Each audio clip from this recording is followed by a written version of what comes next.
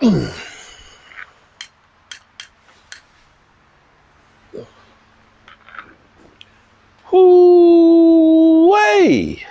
Mm. What's up, good people? Mark Holmes here, as always. I want to thank you all for watching, commenting, subscribing, and being part of the Joe Boo Sports Report. Without you guys, as well as you ladies, you know that this literally does not work. I hope everybody has had a great Taco Tuesday. I know it's a hard day because it's after a 3-day weekend. You probably ate too much, drank too much, and then you got to go to work on Tuesday. And it's hard on a brother. I didn't drink any, but I may have ate too much. But it was hard getting going today. Yep, got my 10,000 steps in, so I'm good there. Tomorrow is going to be a great day. It's going to be hump day, and I got something special going on at the Red Brick House. I'll be leaving early in the morning. In fact, I'm going to do this fireside chat, and I'm going to go to bed. I might get up 4 or 5 o'clock in the morning and hit the road because I'm so excited about what's going to happen at the Red Brick House. I just want to get there. I just want to get there. Oh, I should have gone tonight, but I had too many things to do in the workshop. Whew. There's always too much to do, no matter what I'm doing. Anyway, you guys don't care about that. This is the Joe Boo Sports Report. And we're talking about what else? The Dallas Cowboys. Do you know that right now we are at 99 days and like 22 hours away from kickoff? We are under 100 days until the NFL season starts. Hard to believe, but it is the truth. And what's going to be cool, one thing I love it. I love it when people have to earn the starting role. When you have to earn your spot, where ain't nothing guaranteed for me. I got to bust my ass to make sure the coaches know I'm the one that should be the starter. I love that. Because too many times when you know you're the guy, you get complacent. I mean, what are they going to do? I'm the high-priced talent. They paying me the big bucks. I ain't got to work that hard. You know what? I'm going to take it easy today. What are they going to do? Cut me? But when you have young guys out there that are fighting for playing time and dare say a roster spot in some cases, you get the best. As they say, iron sharpens iron. Although I usually think about, the carbide that you got the diamond. Diamond sharpens the carbide, and the diamond really hones the iron. You know what I'm saying? That diamond, that really, that whetstone really actually sharpens the iron. I mean, I don't have any iron files that sharpen my chisels. Actually, I've got the wet grinder that's got like the 1,000 grit thing in there that the water goes on it and it grinds it, and that sucker, ooh, it puts an edge. I'm sorry, I digress. I don't know about iron. I haven't sharpened anything with iron because usually when I hit iron with a piece of iron, it kind of chips the iron. But you understand the point. Actually, maybe you're actually dulling the point. I digress. I'm sorry. I'm kind of crazy in things. In my mind, being on special teams, there's a reason why they're trying to eliminate kickoffs because they can just look and say, Mark Holmes was a hot man on kickoffs. He used to run into the wedge. I'm probably the poster boy for the NFL. Don't let this be you. Anyway, here's one of the, and maybe I should start talking about this every evening, but here's one of the great battle royales that the Cowboys are going to have in a position that I don't know that people, the casual fan, understands the importance of the tight end. It's kind of like they're underappreciated, kind of like defensive linemen. One technique guys. That's a guy that the Cowboys have constantly ignored. The Cowboys, of course, that, for a while, they had the luxury of Jason Witten for so many years, they didn't have to think about it. But after Jason Witten, we've been kind of lacking in that situation. But you look at the great teams, the teams that are going to the Super Bowls, they have one thing in common, and that is great tight end play. Now, understand, we have, since Jason Witten, been going through a trial period trying to find, between Dalton Schultz and Rico Gathers and what was his name? Had the injury settlement with his hip. Blake Jarwin, the Jar. We've been going through guys that are, Dalton Schultz was a good pass catcher, not a great blocker, had some injury issues this past year. Maybe wasn't as good as people thought because he had to go to the Texans and take a chump contract in comparison to what the Cowboys had offered him before. He would have been wise to have taken that 3-year deal that the Cowboys offered him. Yeah, because now he's playing for $7 million. Not that I'd be happy with $7 million. I'd be happy with $700,000, but that's me.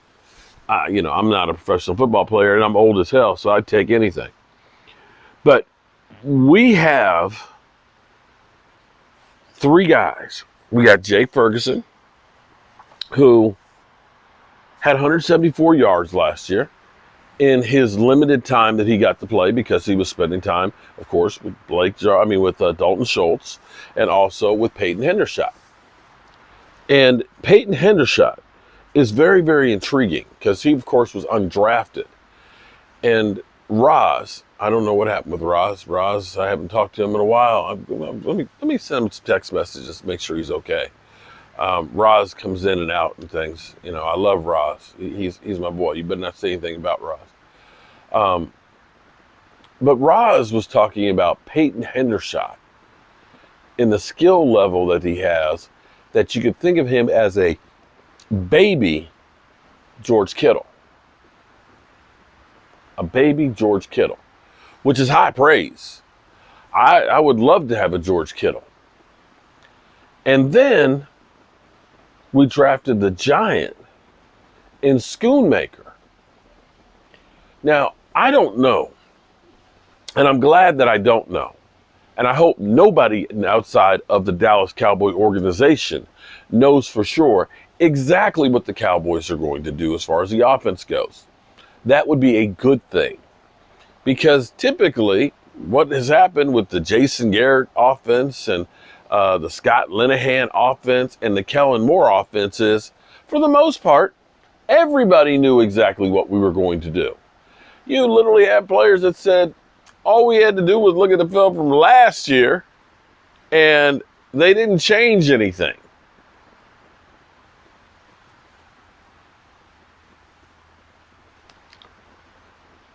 I don't know if we're keeping 12 personnel, which was one of the things that we actually did really, really well with our young guys. I love 12 personnel. And if you don't know what 12 personnel is that's a one-back set with 2 tight ends, 2 wide receivers. It used to be that 12 personnel was a short yardage type of an offense. You had 2 extra blockers in there. You're going to pound the ball. You got 7 guys at the line of scrimmage who can block. But now, with today's tight ends, guys that can catch, that are bigger, taller, and faster, they're kind of like a slow wide receiver, but taller. If you remember the term security blanket, that's what Jay Novacek was. And that's when the term was originally coined, was with the Cowboys in the 90s. That even with the Great Wall of Dallas, that there was times that Troy Aikman needed to get rid of the ball quick, and he had a reliable guy in Jay Novacek to catch the football, to bail him out, thus creating the security blanket. I don't know that we've had that security blanket since Jason Witten, that we've ever with Dak had that guy that's going to help bail the quarterback out when all shit is, coming at him. I know that guy's going to bail me out. So which one of these guys is going to be the guy? Well, Schoonmaker, of course, has the high draft status. He has the size that you want. But it may be that it's a three-headed monster as far as tight end goes. I don't know.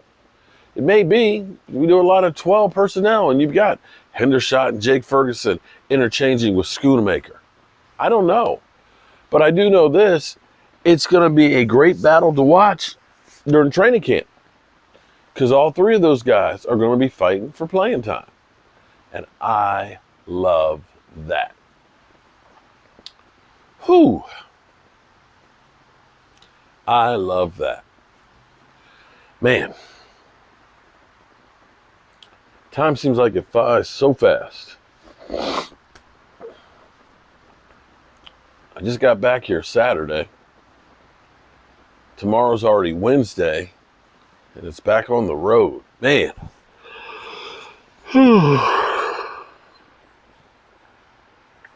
There's just not enough time in the day to do everything. Well, you all know how we roll. Be sure to tell the people you love them. You might not get the chance again. You know, I was talking to my dad today, and I was telling him that, hey, we're going on a cruise for our 20 years of being together. He said, a cruise? Oh, Lord. He said, where's it going out of? I said, Miami. He said, man, you saw all the people who got shot in Miami there? In Hollywood, Florida? I'm not Miami. In Hollywood, Florida? I was like, yeah. Did you see about the person who fell off the cruise ship? Yeah, I saw that too. He said, did you see the hurricane winds that hit that other cruise ship and off of Carolina and, you know, broke doors, and the crew had to sleep in the theater and things, and people got sick and hurt and battered and bruised? Yeah, Dad. And you going to Miami to get on a cruise? He just shook his head. I said, you know, Dad, those are all valid points. Something could happen to me in Miami, you know, at the airport, or in Miami getting on the ship. The ship could get hit by a rogue wave. He said, well, make sure you don't lean on the rail. I said, Dad, listen, I said, if they say I fell off the ship, don't believe it. Somebody pushed my ass off of it, okay? Because I ain't leaning on the rail. No, that ain't going to happen. I said, but Dad, here's the reality of the world we live in today. It doesn't matter if you're at a movie theater, or at a church, or at school, at a club, the grocery store. It doesn't matter anymore. Harm can come to you anywhere. Hell, even at your own home. So do we live our life in fear, sheltered and bunkered down about what might happen, and miss all of the wonderful things that are happening, that can happen in the world, all the wonderful things? He said, yeah, I'm going to keep my behind at home where I'm safe. I said, okay. I said, well, God willing, Dad, I'll be back in one piece. I love you guys. Be safe out there. And please, let's try to bring the temperature down. Let's get out of our comfort zone and try and be a little bit nicer to people. Everybody's so angry. Everybody wants to just fight. You know, I kid around about Eagle fans and things like that, but it's not out of malicious intent. It's out of trash talking. Yeah. You know, my mom even said, she said, we used to argue and things going up, but it was with these. She said, now everybody's got a gun. And that's true. But the thing I don't understand, and I'm sorry to kind of ramble on here, the thing I don't understand is this. People think that, pulling out the gun and shooting somebody solves the problem. But it doesn't seem to solve the problem. It seems to create more of them.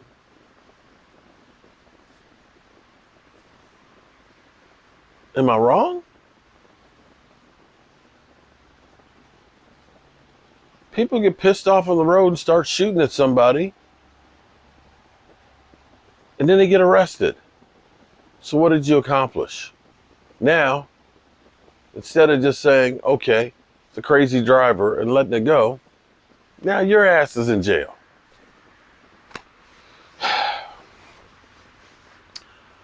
Good night, good people. I love you.